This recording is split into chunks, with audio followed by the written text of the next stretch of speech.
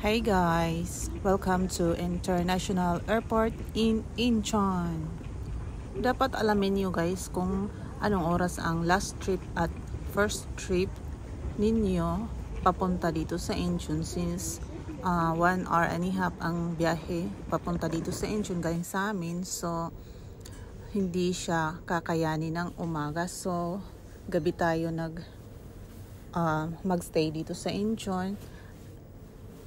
At maghintay tayo ng flights na kinaumagahan. So nagstay muna ako dito sa Capsule Hotel ng Incheon, ang Darakyu Hotel. Para hindi kayo maubusan ng mga rooms ay magpabook kayo sa online. So nagpabook ako dito sa trip.com at ang rate per night or per day is 70 to 1. So nasa third floor ng B1 or sa third floor siya ng B1.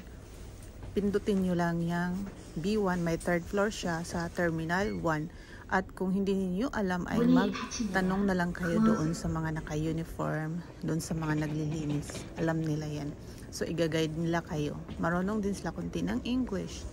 So ayan, papunta tayo dito sa ating Capsule Hotel na single lang siya kasi ako lang naman ang magstay overnight. So ayan na siya guys, very tahimik, at ang sabi doon sa review, kung mag-iingay tayo ay papalabasin tayo. So may shower room lang siya dyan, walang CR. Ang CR ay nasa labas niyan, sa public CR na siya. So ayan, welcome to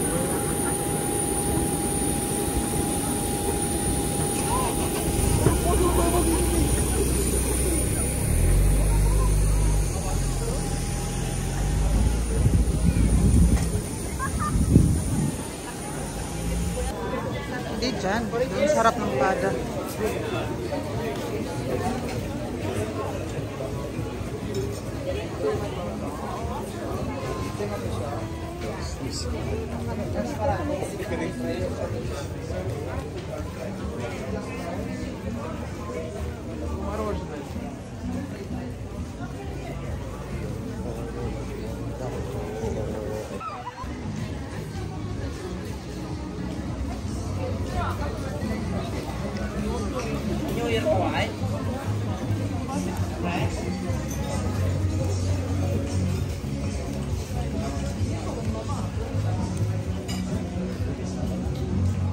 서진아, 스윙서도 있어? 소영복.